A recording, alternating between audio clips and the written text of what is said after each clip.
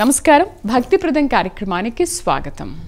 మంచితనం అంతా కలబోస్తే దైవం, చెడ్డతనమంతా కలిపితే దెయ్యమని పెద్దలు చెబుతుంటారు.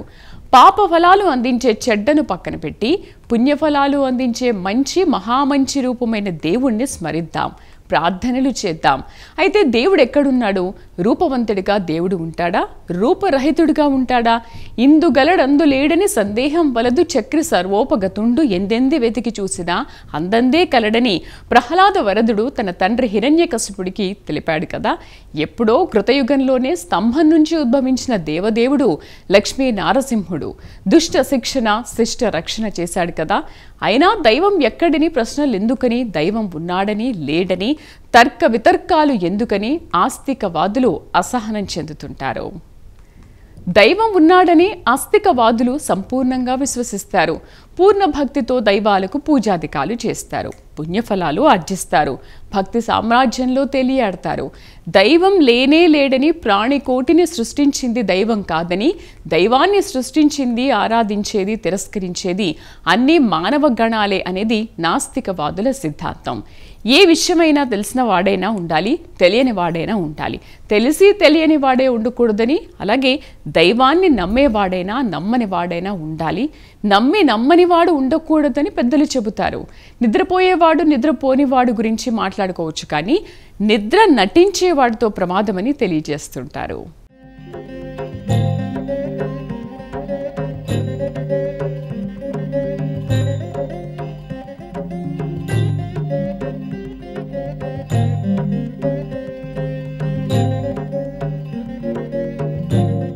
చెడును చూడకు, చెడు వినకు, చెడు మాట్లాడకు.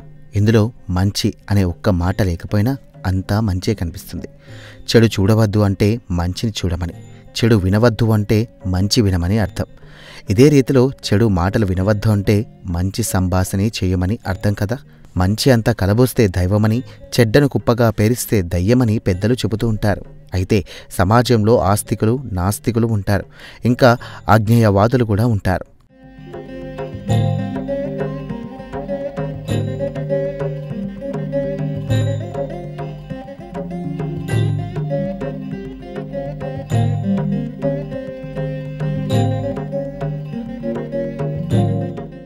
ఆస్తికుల్లో అయినా నాస్తికుల్లో అయినా ఆగ్నేయవాదుల్లో అయినా ఎక్కడైనా మంచివాళ్ళు ఉంటారు, చెడ్డవాళ్ళు ఉంటారు. తమ తమ సిద్ధాంతాలకు అనుగుణంగా ఎవరు ఏ మార్గాన వెళ్ళినా మంచితనం, మమకారం, అహంకారం, అధికారం, ధిక్కారం ఈ గుణాలు కొందరిలో ఎప్పుడూ ఉండవచ్చు. సందర్భానుసారం మార్పులు ఉండవచ్చు. దైవం ఉన్నాడని విశ్వసించడం ఆస్తికత్వం కాగా, దేవుడు దయ్యం ఎవ్వరూ లేరని అంతా ట్రాష్ అనేది నాస్తికవాదం. దేవుడు లేదా దేవతలపై నమ్మకాన్ని సూచించడాన్ని థీసిసం ఆస్తికత్వం అంటుండగా, ఇక దైవంపై నమ్మకం లేకపోవడాన్ని ఎథిసం నాస్తికత్వంగా అంటున్నాం.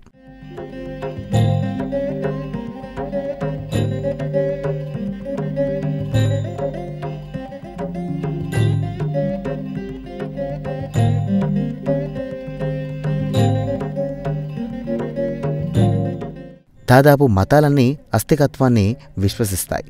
దైవాన్ని సృష్టికర్త, పాలక శక్తిగా ఆస్తికులు భావిస్తారు. ఏ శక్తి ప్రమేయం లేకుండా స్వయం శక్తితో నైతిక నియమావళి రూపొందించుకోగలమని నాస్తికులు భావిస్తూ ఉంటారు. సృష్టి చేయడం తప్ప ఇతర వ్యవహారాల్లో దైవ జోక్యం ఉండదని దైవికవాదులు చెబుతారు. దేవుడు ఉన్నాడో లేడో తెలుసుకోవడం మానవులకు సాధ్యం కాదని చెప్పేవారిని ఆగ్నేయవాదులుగా చెబుతారు. ఆస్తిక ఆగ్నేయవాదులు దైవాన్ని విశ్వసిస్తారు, అయితే దైవ ఉనికిని నిరూపించలేమని దాపరికం లేకుండా స్పష్టం చేస్తారు.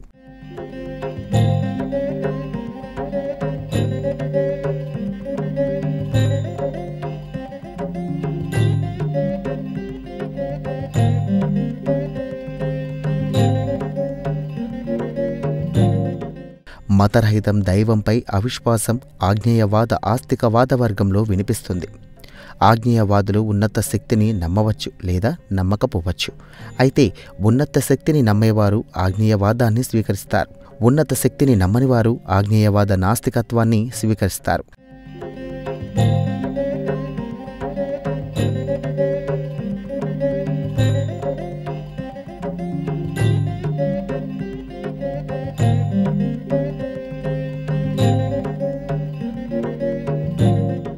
అయితే ఆస్తికత్వం నాస్తికత్వం ముసుగులో తమ పబ్బం గడుపుకునేవారు, లబ్లిని బట్టి గోడమీద పిల్లుల్లా ప్రవర్తించేవారు ప్రమాదకరం.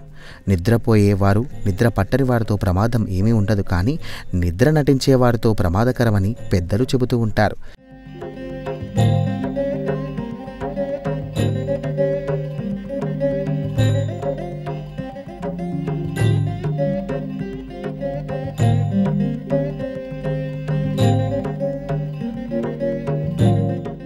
దేవుడు ఉన్నాడని ఆస్తికవాదులు, దేవుడు లేడని నాస్తికవాదులు వాదోపవాదాలు చేసుకుంటూ ఉంటారు. దేవుడు ఉంటే ఎక్కడ ఉన్నాడు? ఏదైనా శాస్త్రబద్ధంగా, అలాగే శాస్త్ర సమ్మతంగా ఉండాలని నాస్తికులు చెబుతారు.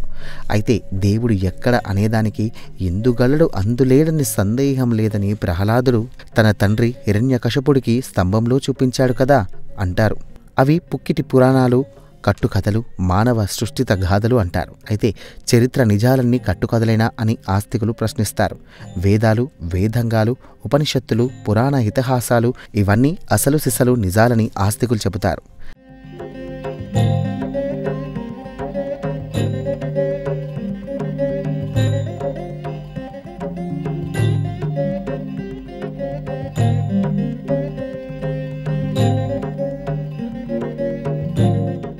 దైవాన్ని చూపిస్తేనే ఉన్నట్లు అంటే ఎవరైనా గాలిని చూపించగలరా? గాలి రూపం ఉందా? మరి గాలి లేకపోతే క్షణమైనా ఏ ప్రాణి అయినా జీవించగలదా? గాలిదేవుడు, వానదేవుడు, అగ్నిదేవుడు, భూమి, ఆకాశం, పంచభూతాలు, అష్టదిక్పాలకులు, నవగ్రహాలు, త్రిమూర్తులు, త్రిజగన్మాతలు ఒకరేమిటి? సమస్త సృష్టికి కారణభూతం దైవశక్తి అని ఆస్తికవాదులు చెబుతారు. ఇందుకు ధీటుగా నాస్తికవాదులు తమ సమాధానాలు ఇస్తూ ఉన్నారు.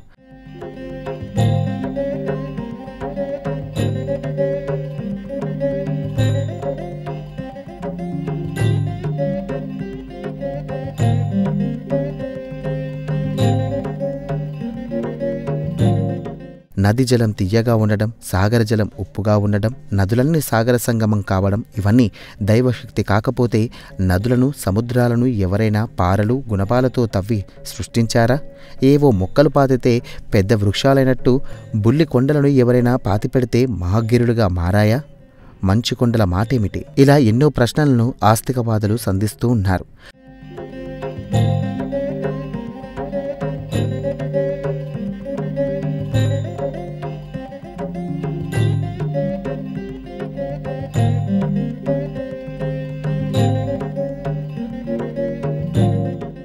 అనుకున్నామని జరగవు అన్నీ, అనుకోలేదని ఆగవు కొన్ని, జరిగేవన్నీ మంచిగానే అనుకోవడమే మనిషి పని అని సినీ కవి గేయ రచన చేశాడు.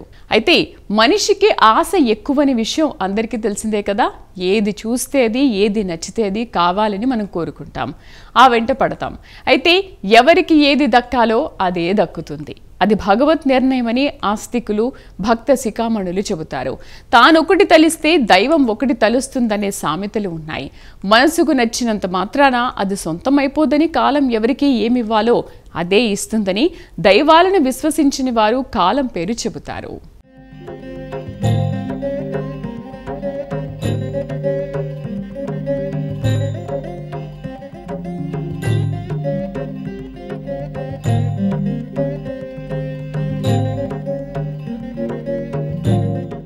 ప్రతిభ, స్వశక్తిని నాస్తికవాదులు విశ్వసిస్తుండగా ప్రతిభను, అదృష్టాన్ని, దైవాన్ని ఆస్తికవాదులు విశ్వసిస్తారు. ప్రతిభతోనే ఎందులోనైనా రాణింపు అని గాలిలో దీపం పెట్టి దేవుడా నీదే భారం అంటే ఆ దేవుడు దీపాన్ని ఆపేస్తాడా అని ఆస్తికవాదులు అంటారు. గాల్లో దీపం పెట్టే దేవుడిదే భారమనడం బద్ధకానికి, దైవంపై నిర్లక్ష్యానికి కారణం అవుతాయని, సహేతుక, సమంజస, భక్తిపూర్వక ఆరాధనలకే దైవాశీస్సులు ఉంటాయని చెబుతారు.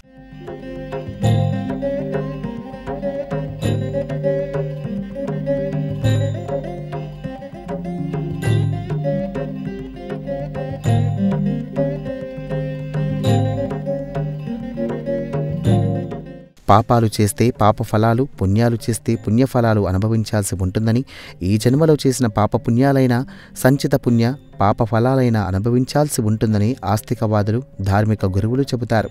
పుణ్యలోకాలు, నరకలోకం, ముక్తి, మోక్షం, దైవేక్యం అనే మాటలు ఆస్తికులు చెబుతుండగా అంతా ట్రాష్ అని, పుణ్యలోకాలు, పాపలోకాలు ఏమీ ఉండవని, ఇదంతా తమ ప్రయోజనాల కోసం కొందరు సృష్టించినవని చెబుతారు.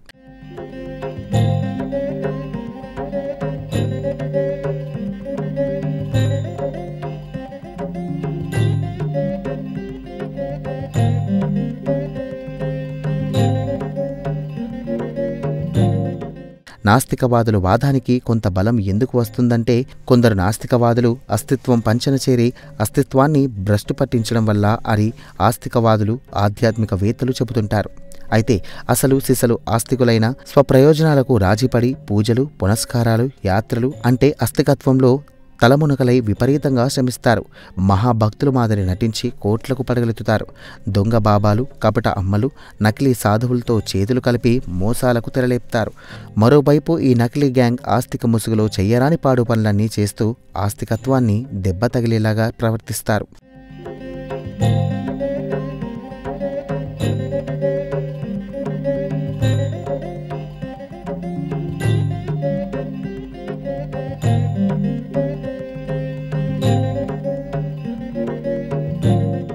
దైవాన్ని నమ్మేవారెవ్వరూ ఘోరాలు, దారుణాలకు పాల్పడరని, మోసాలు చెయ్యరని, పాపభీతి ఉన్నవారు, పుణ్యాలు కోరుకునేవారు ధర్మ మార్గాన వెళ్తారని దేవాలయాల్లో పూజలు, ఆధ్యాత్మిక కార్యక్రమాలు పేరు చెప్పి అక్రమార్జన పాల్పడేవారు అసలు ఆస్తికులే కాదని, నాస్తికవాదులే అని గోముఖ వ్రగ్యాల్లో ఆస్తిక ముసుగు తొలగించుకొని ఈ అనుచిత పనులకు పాల్పడతారని, ఇదే ఆస్తికత్వాన్ని అస్థిరపరుస్తోందని ఆస్తికవాదులు వాపోతుంటారు.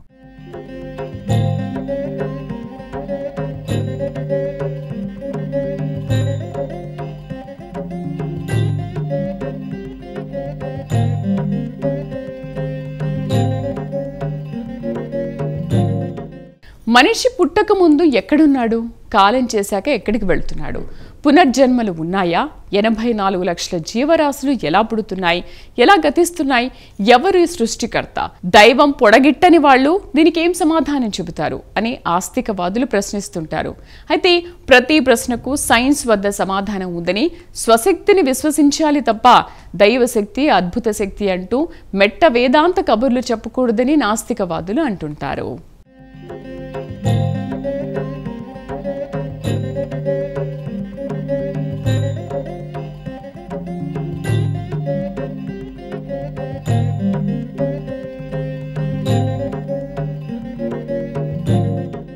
ధర్మో రక్షితే రక్షిత, ధర్మాన్ని రక్షిస్తే ఆ ధర్మం మనల్ని రక్షిస్తుంది.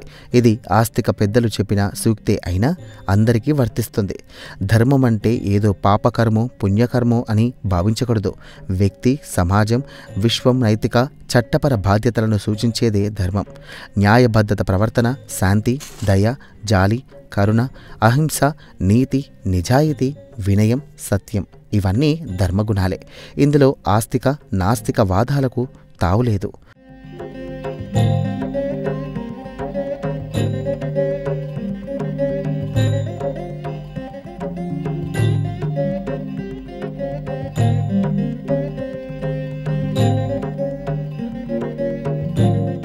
నైతిక బాధ్యతలను నిర్దేశించే ధర్మం పరులకు హాని కలిగించకూడదని, కర్తవ్యాన్ని త్రికరణ శుద్ధిగా నిర్వహించాలని తెలియజేస్తుంది. విశ్వాన్ని నియంత్రించే చట్టం, సూత్రాన్ని ధర్మంగా భావించవచ్చు. ధర్మ లక్షణాల్లో సహనం, క్షమ, ఇంద్రియ నిగ్రహం, పవిత్రత, జ్ఞానం తదితర ఎన్నో మంచి లక్షణాలు ఎన్నో చేరి ఉంటాయి.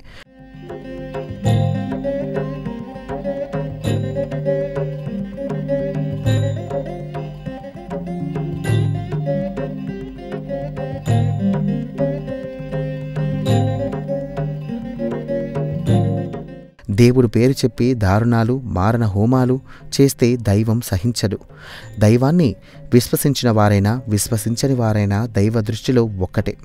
చేసిన పాపం, చెడు పదార్థం దాచిన పుణ్యాలు పుణ్యలోకాలకు సోపానాలు. గీత బోధనలో గీతాచార్యుడు పార్థుడిని యుద్ధానికి కార్యోన్యోముఖుడిని కావించడానికి దాదాపు 700 గీతా శ్లోకాలు ధర్మక్షేత్ర కురుక్షేత్ర యుద్ధానికి తెలియజేశాడు. ఈ భగవద్గీత శ్లోకాలు కేవలం అర్జునుడికి మాత్రమే వర్తించేవి కావు, యావత్ జగతికి ఇవి ఆదర్శం.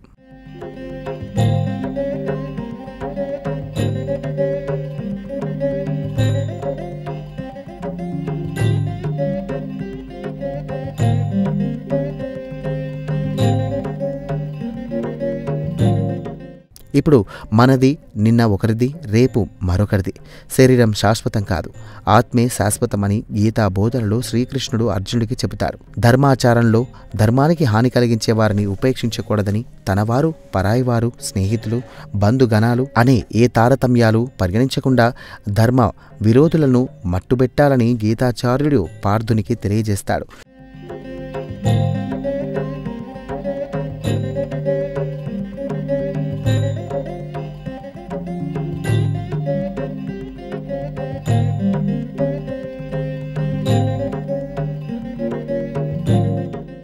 మనిషి పుట్టకముందు ఎక్కడ ఉన్నాడు, కాలం చేశాక ఎక్కడికి వెళ్తున్నాడు, పునర్జన్మలు ఉన్నాయా, 84 లక్షల జీవరాశులు ఎలా పుడుతున్నాయి, ఎలా గతిస్తున్నాయి, వీటన్నిటికీ భగవద్గీత సమాధానమిస్తుంది.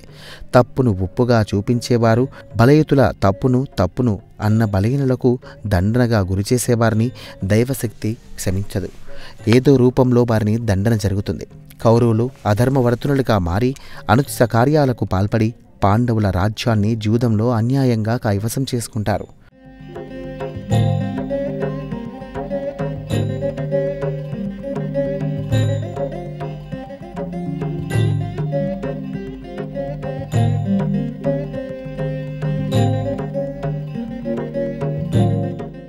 జూద నియమం ప్రకారం పాండవులు అరణ్య అజ్ఞాతవాసాలు చేసి తమ రాజ్యం కోరిన దుర్యోధనాది దుష్ట చతుష్టయాం వికటహాసం చేస్తూ వారి విన్నపాన్ని తోసిపుచ్చుతోంది. అంతే, అప్పుడు ఆ కౌరవమూక పాపాన్ని మూటగట్టేసుకుంది. చివరికి ధర్మయుద్ధంలో పాండవులే గెలుపు, ఇక కౌరవుల పరాజయం కలుగుతుంది.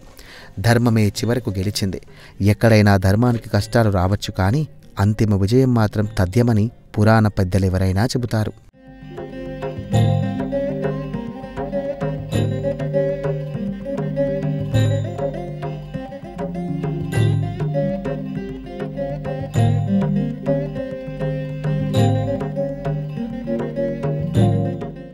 ఆస్తిక నాస్తిక వాదోపవాదాలు తరతరాలుగా వస్తున్నవే. తమ మేధోశక్తి, వాగ్ధాటి, తెలివితేటలతో ఎదుటివాన్ని చిత్తు చేయాలని ఆస్తిక నాస్తికవాదులు ఎప్పుడూ ప్రయత్నాలు చేస్తూనే ఉంటారు. అయితే అంశ ప్రాతిపదికన విభేదాలు తప్ప ఆస్తిక నాస్తికవాదులు కలిసిమెలిసే ఉంటారు. మంచిని వాళ్ళు వీళ్ళు పాటిస్తారు, ఆరాధిస్తారు, గౌరవిస్తారు. చెడ్డకు దూరంగా ఉంటారు, చెడు దారి చేరకుండా జాగ్రత్త పడతారు. అయితే మంచి పనులు చేయడం, చెడ్డను ద్వేషించడం మాత్రమే మంచి కాదని, దైవాలను తిరస్కరించడం చెడ్డ అని, దేవగణాలను పూజించి ఆరాధించడమే మంచి అని ఆస్తికవాదులు చెబుతారు. సాటి వారిపై దయాగుణం, క్షమాగుణం, సేవాగుణం, పరోపకారం ఇవి మంచి గుణాలని, మూగ జీవాలను ఆదరించడం మంచి పని అని, విగ్రహారాధన, దైవారాధన వల్ల ఏ ప్రయోజనం లేదని నాస్తికవాదులు అంటుంటారు. ఈ చర్చకు ఎప్పుడు కామాలు తప్ప ఫుల్ స్టాప్లు ఉండవు. విత్తు ముందో చెట్టు ముందో తేడతెల్లం అవుతే వీళ్ల వెర్షన్లలో ఏది ప్రాపర్ ఏది ఇంప్రాపర్ అనేది చెప్పవచ్చని ఈ వాదనలు విన్న జనాలు చెబుతుంటారు. ఇది వాళ్ళ భక్తిప్రదం కార్యక్రమం. నమస్కారం.